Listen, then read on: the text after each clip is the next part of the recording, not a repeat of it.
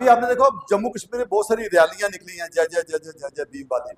और उसने संजय साहब ने आइडेंटिफाई किया है कि एक ऐसा बंदा, एक ऐसी औरत जो टोटली जो है किसी और संस्था के साथ जुड़ी हुई है, लेकिन नीली पगड़ी पहन के लोगों को बताया जा रहा है जैसे हम अम्बेडकरवादी हैं। तो ये फैशन बन गया है हर आदमी का, हर आदमी अम्बेडकरवादी बनना चाहता है। लेकिन बाबा साहब ने कहा मेरा मेरा उपासक, मेरा फॉलोअर वही हो सकता है जो मेरे धर्म को ही माने। अगर कोई ऐसा अम्बेडकरवादी जो जय जय भीम करता है, रैली निकालता है, उसका वेलकम करते हैं। लेकिन अगर वो बाबा साहब के धर्म को नहीं मानता तो बाबा साहब उसको फॉलोअर नहीं मानते हैं। ये आप सोच लो, हम सोच लो, क्या हम बाबा साहब के फॉलोअर हैं या नहीं, ये एक प्रश्न चिन्ह है हमारे ऊपर। अब क्योंकि हम यहाँ बुद्ध जयंती मना रहे हैं तो ज्यादा बातें जो हैं हमें बुद्ध धर्म के ऊपर करनी चाहिए। बाबा साहब की बात इसलिए हो जाती है कि अगर बाबा साहब हमें ये बात नहीं बताते तो शायद बुद्ध धर्म के बारे में हम लोग प्रेरित नहीं होते। चाहे ये वर्ल्ड ऑर्डर है, ये दुनिया के कई देशों में मनाया जाता है, लेकिन उसका हमारे पर कोई असर पड़ता नहीं। दुनिया में तो इस्लाम भी बहुत है, हम तो उसको भी नहीं मानते। दुनिया में तो क्रिश्चियनिटी भी है, हम उसको नहीं मानते। लेकिन बुद्ध धर्म को तो मानने की बात ही नहीं, क्योंकि धर्मों में आपको सीधा जो है वो 4-5 बातें मशहूर हैं जिनके ऊपर दुनिया के सारे धर्म जो हैं वो जोर डालते हैं।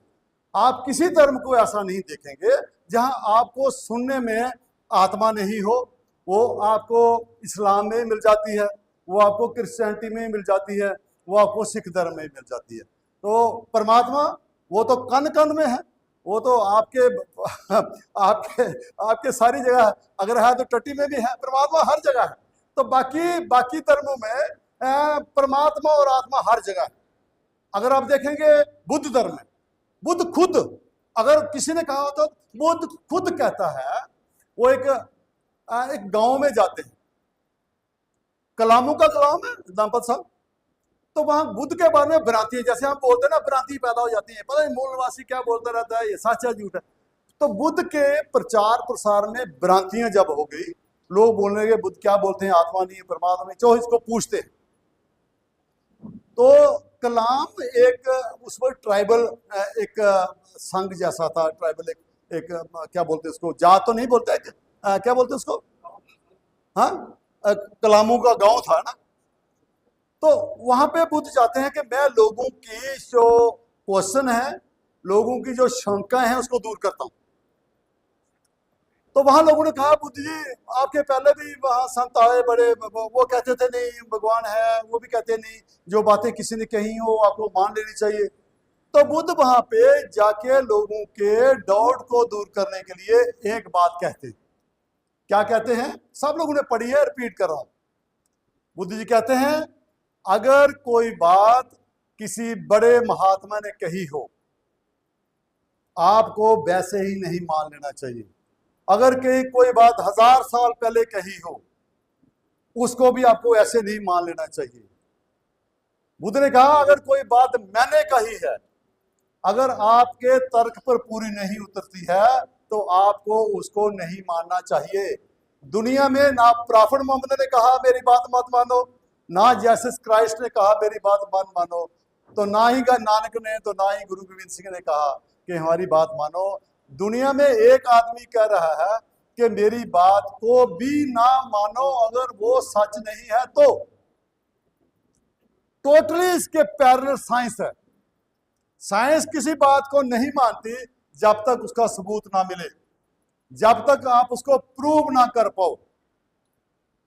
इसलिए बुद्ध और साइंस ये साथ साथ चलती है। दुनिया में सारे इंटेलिजेंट लोग, चाहे वो आइंस्टाइन है, चाहे वो गैलीलियो है, चाहे दूसरे साइंटिस्ट हैं, वो सारे के सारे लोग बुद्ध को जो है सबसे बड़ा साइंटिस्ट मानते हैं। वो कहते हैं कि दुनिया में सारी प्रॉब्लम का हल लोगों ने ढूंढा, लेकिन दुख का जो है कारण, दुख का निवारण किसी बंदे ने नहीं ढूंढा। तो वो इर्रिस्पेक्टिव ऑफ देयर रिलीजन वो बुद्ध को अपना गुरु मान लेते हैं, बुद्ध को अपना गाइड मान लेते हैं।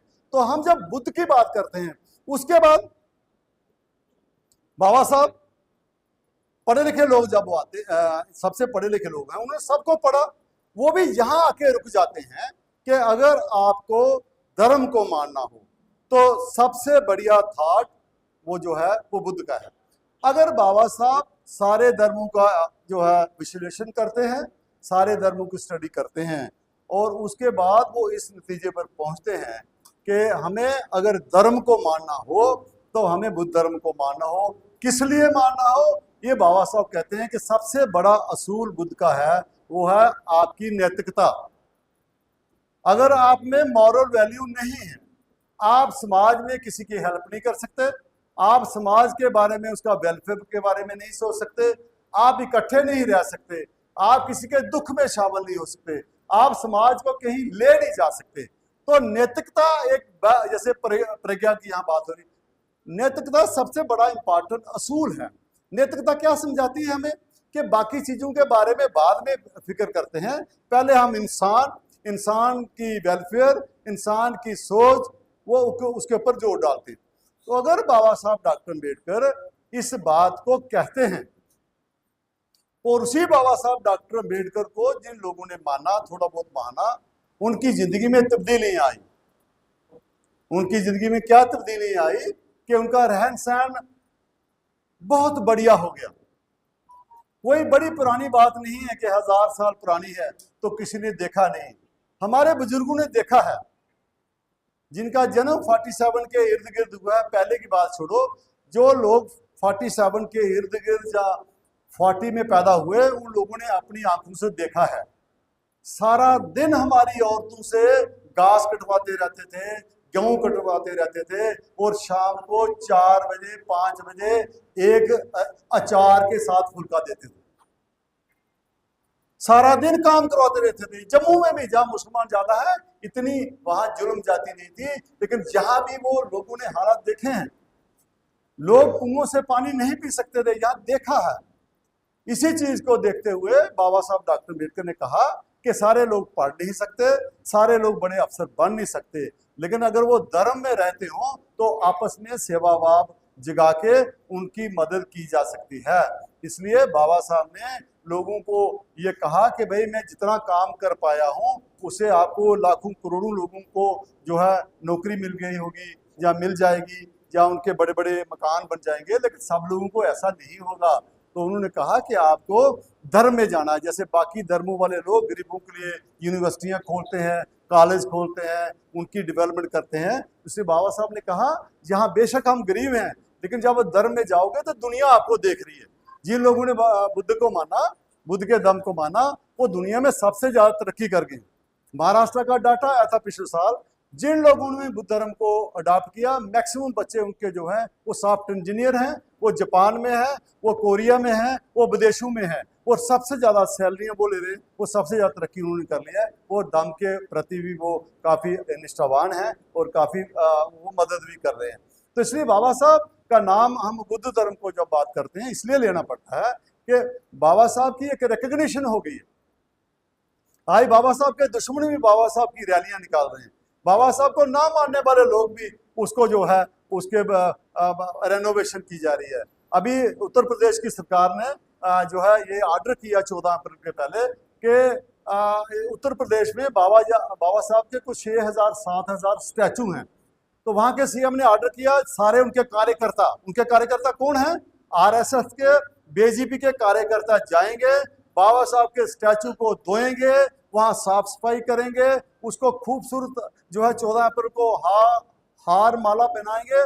साथ में ये ऑर्डर कर दिया कि जितने भी बाबा साहब के स्टैचू लगे वहां की 4 दीवारी की जाएगी। वो लोग एक जगह जो बाबा साहब की व्यवस्था को नहीं मानते हैं, बाबा साहब के बनाए हुए संविधान के प्रोविजन को नहीं मानते हैं, दूसरी तरफ वो बाबा साहब का गुणगान कर रहे हैं। इसके बीच में जाओ, इसके बीच में सोचो, और वहां जब वो चीफ गेस्ट बनाते हैं, हमारा कोई ऐसा आदमी बना देते हैं जिससे एक भ्रम फैल जाए। ये लोग तो बोलते थे आरएसएस तो हमारे खिलाफ है, बीजेपी तो हमारे खिलाफ है, इन्होंने रेनोवेट भी कर दिया, इन्होंने उसकी साफ सफाई भी करी। तो ये इस बात को हमारे अम्बेडकर वादियों को जानना है, जो बाबा साहब को पढ़ते हैं उनको जो जानना है। वो कब जानेंगे? जब वो प्योरली अम्बेडकरवादी हो जाएंगे। वो सिर्फ अम्बेडकर, बाबा साहब डॉक्टर अम्बेडकर को मानेंगे तो फिर उनको ये लगेगा कि साजिश तो नहीं है। कैसे? अगर बाबा साहब को पढ़ा होगा तो हम ये सोचे यार पुष्यमित्र शुंग जो है वो भी तो बुद्ध के राज में, भरतरथ के राज में एक जनरल बन गया था। तो जब वो जनरल बन गया था उसको तो सेवा करनी चाहिए थी राजे की। उसने राजे का मर्डर कर दिया। कैसे किया?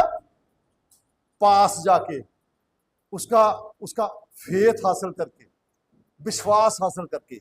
और यही जो ताकतें अब मॉडर्न टाइम में है, ये हमारे लोगों का विश्वास लेना चाहती हैं।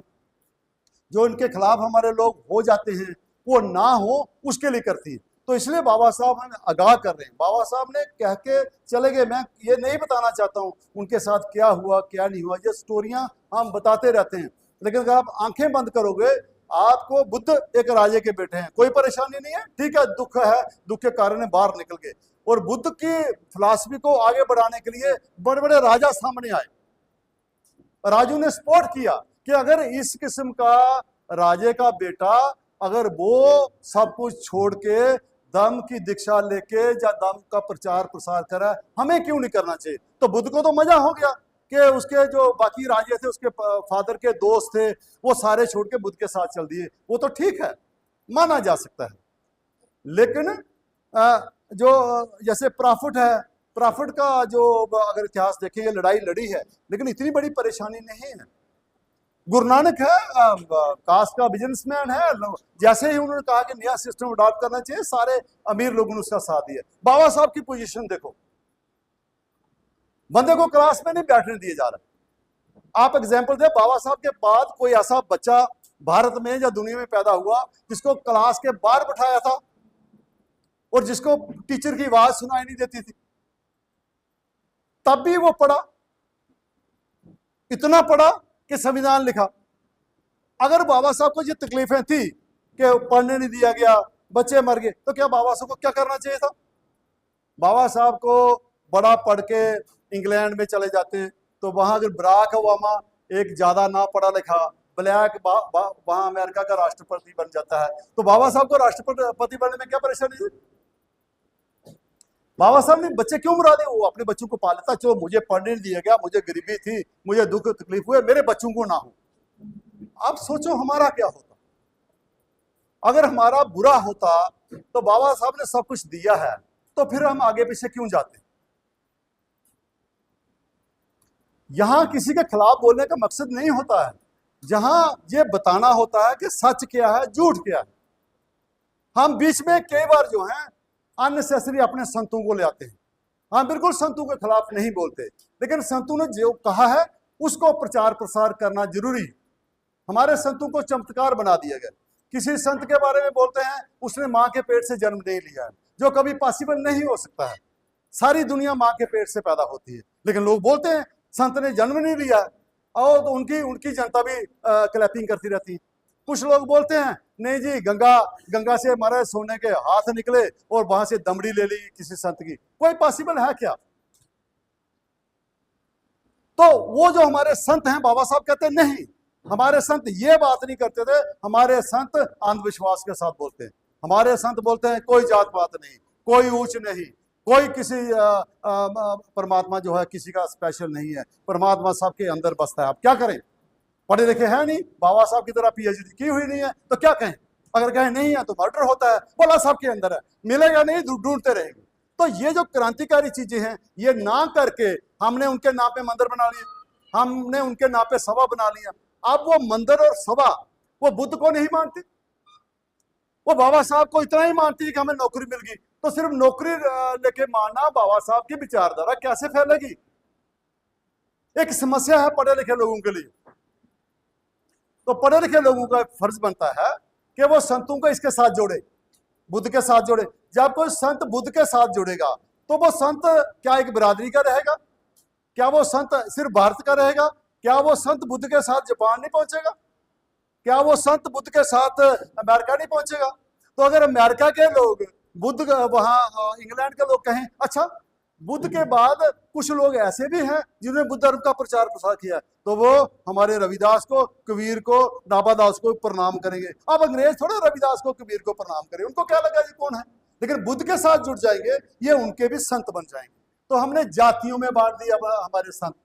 मंदिर जो है रेनोवेट हो रहे हैं, मंदिर बड़े बड़े हो रहे हैं, मंदिरों में जाते हैं, वहां जाके पता नहीं क्या क्या कहानियां सुनाते हैं, तो ऊपर से इन्हीं के दुश्मन, इन्हीं के मेंबर पार्लियामेंट जो संतों को मानते हैं, इन्हीं के मेंबर पार्लियामेंट, उन्हीं के लोग वहां जाके पार्लियामेंट में जब संविधान के खिलाफ बात हो वहां चुप रहते। अगर वो अम्बेडकरवादी होते तो वो चुप नहीं रहते। तो ये संकट है। हम जो बात करते हैं ये एक चर्चा है, ये कोई पूजा पाठ का आंखें बंद करके बात करने की नहीं है। ये हमारे सामने संकट है। हम चंद लोग आपकी वजह से लोगों के दुश्मन बन गए हैं। आपको लोग कुछ नहीं कहते हैं, हमें लोग बहुत कुछ कहते हैं। पर्सनल टेलीफोन ऊपर गालियां देते हैं, सामने कहते हैं बस नहीं चलता मार दो इनको। तो आप लोग भी अगर मानोगे तो फिर हमें कोई कुछ नहीं कहेगा। उनको लगेगा कि इनके साथ इनके लोग हैं। आप एंजॉय करते हो घरों में, आप नजारे लेते हो, तो फिर जो चंद लोग बेचारे लगे हुए हैं उनको परेशानी होती है। ये परेशानी ना हो, सारे साथी जो हैं अगर वो प्योरली बाबा साहब को मानो, मैं कहता हूं बुद्ध को छोड़ो फिलहाल, अगर आपको कोई परेशानी है अब बाबा साहब को पढ़ो। बाबा साहब ने खुद कहा, खुद लिखा हुआ किताबें पढ़ लो, खुद लिखा हुआ, मेरा वो फॉलोअर हो ही नहीं सकता जो मेरे दम को नहीं मानता। इसका मतलब आप बाबा साहब के फॉलोअर नहीं हो। अब बनने के लिए बाबा साहब को कंप्लीट पढ़ना होगा। ज्यादा बातें ना करते हुए, क्योंकि हमने टाइम पे इसको, मैं सोच रहा था संजय सिंह साहब आ जाते, वो अभी पहुंच नहीं रहे हैं। तो हमारा आपसे एक आग्रह है, हमारे सब आप जो साथी हो परमानेंट जुड़े हो। हमें पता है जो बंदा यहाँ पे आता है, हम सब लोगों से नहीं मिले हैं, हमने थ्रू व्हाट्सएप या थ्रू टेलीफोन ही लोगों को इन्फॉर्म किया है। आप फिर भी आए हमारे बीच में। मुझे भूल के मदन लाल जी बैठे, ये एग्रीकल्चर अफसर है, पिछले बार यहाँ पे आए। अब सब लोगों का नाम नहीं, और लोगों ने भी किया क्योंकि मेरे सामने है। अब यह है तो मैंने यहाँ से बोल दिया कि भाई हम बाथरूम बना रहे हैं, तो हमें वो जो है ना, हम थोड़ी परेशानी, हम वो उन्हें टाइल शेयर निकाल रहे हैं।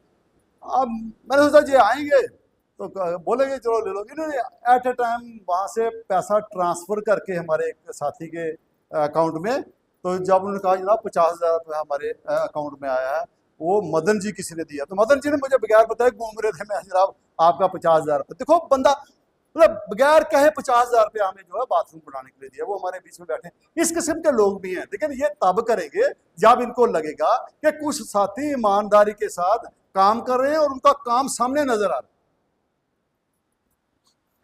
आपसे प्रार्थना है, एक बुद्ध विहार से कुछ नहीं होने वाला।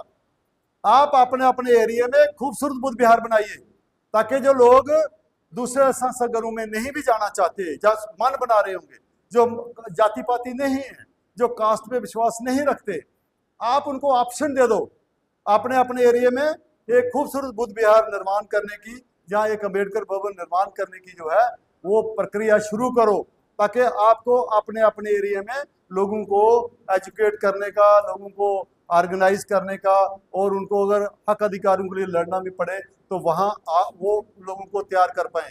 ये कुछ नहीं है, ये जो व्यवस्था है, सब लोग जो पैदा हो रहे हैं, हमने चले जाना है, पीछे वाली व्यवस्था को देखना है, और आगे वाली व्यवस्था क्या है उसके बारे में सोचना बड़ा जरूरी है। पीछे वाली व्यवस्था से, जहां से डॉक्टर अम्बेडकर ने और हमारे संतों ने जो हमें वहां से बाहर निकाला है, वो व्यवस्था खड़ी है। थोड़ी बहुती उसकी टांगे हिली हैं, बाबा साहब ने थोड़ा काटा है उसको, लेकिन वो व्यवस्था बरकरार है दोबारा खड़ा होने के लिए। उसके लिए उनके कार्यकर्ता रात दिन काम कर रहे हैं, सेक्रीफाइस कर रहे हैं। एक अड़चन है, अड़चन हमारा संविधान है। संविधान के ऊपर उनका आस्था आस्था जो है वो कोशिश की जा रही है इसको खत्म करे, तो वो व्यवस्था दोबारा आ सकती है।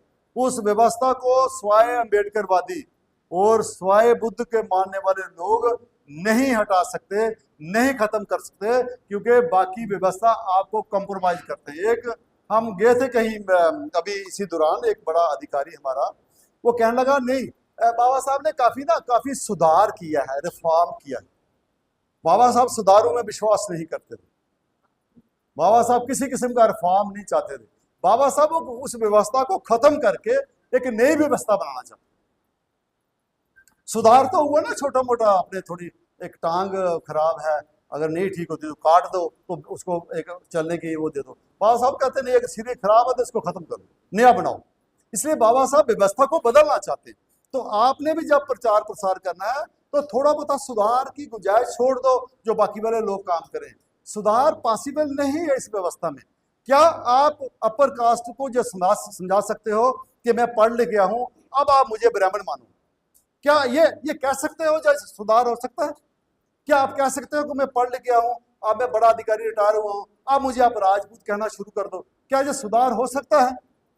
तो जब इन चीजों का सुधार नहीं हो सकता है तो हम फिर सुधारवादी ना हो। इस सुधारवादी में हमारे कमजोर, हमारे अनपढ़ लोग फंस जाते हैं और कहते हैं यार वो बंदा तो मुझे मुझे 500 रुपया दे रहा था, भाई मूल निवासी बोलता है ये उनसे 500 रुपया नहीं लेना है, ये भूखे मर जाओ। वो इसे ना उसको इसको इसको उल्टा कर देते हैं। हम उसको बोल रहे हैं नहीं तू इलेक्शन में 500 रुपया मत ले, तो वो मैं वोट जहां मर्जी, इतना बोल दे मैं वोट जहां मर्जी डालू, तेरे को डालू नहीं डालू, उसको थोड़ा जो है वो उसमें क्या बोलते हैं डाउट में रख। वो क्यों रखेंगे? जब हमने अनपढ़ आदमी को ये बताया होगा कि आपके वोटों की वजह से गुलामी दस्तक दे रही है, फिर वो बोलेगा डालू किसको? अगर वो डालता है तरसेम लाल को, तरसेम लाल कल फिर चला जाएगा बीजेपी में, वो डाले किसको? उसको विश्वास नहीं हो रहा। उसको विश्वास तब होगा जब वो देखा ये पिछले 20 सालों से, पिछले 40 सालों से, पिछले 50 सालों में ये एक लाइन पर चल रहा है, इसके ऊपर भरोसा किया जा सकता है। तो हमें लोग एनालाइज कर रहे हैं। आप क्या सोचते हो? हमें लोग हमारे बारे में बोलते नहीं है, हमारे बारे में लिखते नहीं है। अगर हमें कोई 50 गाली देता होगा ना तो 70 लोग हमें तारीफ भी करते होंगे। तो ये प्रोसेस है, आपको इसके ऊपर स्टैंड लेना चाहिए। तो जो स्टैंड लेते हैं लोग उनको बोलते हैं ये बंदा ठीक है, जो स्टैंड नहीं लेता उसको क्या बोलते हैं? क्या बोलते हैं उसको? जिसका कोई स्टैंड नहीं होता। मैं नहीं कहना चाहूंगा, घर का दो भी है ना, लोग ऐसा बोलते हैं। इसलिए आप सब लोगों से ये कहते हुए बड़ा इज्जत सम्मान मान हमारा है, लेकिन क्योंकि हम फील्ड में रहते हैं ये आपको फीडबैक दे रहे थे हम। एक आदमी शायद मेरे साथ कुंडल साहब था, बंसीलाल जी थे, ये बड़ा अधिकारी रिटायर हुआ है सेंट्रल डिपार्टमेंट से।